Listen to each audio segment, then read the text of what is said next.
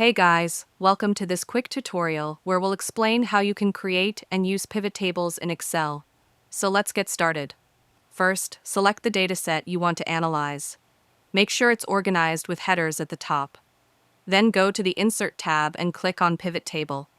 Choose whether you want the pivot table in a new sheet or the same sheet, then press OK. Now, on the right side, you'll see the Pivot Table Fields panel. Here's how it works.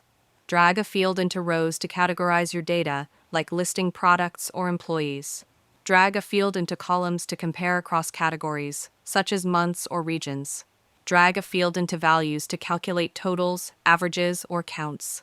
Use the filter option to narrow down results and focus only on what you need. Some common uses of pivot tables include summarizing sales data by region, product, or salesperson, tracking monthly performance without creating separate formulas, finding top performers or best-selling products in seconds, spotting trends in large data sets that would normally take hours to analyze. And that's it. If you found this video helpful, consider giving it a like and subscribe.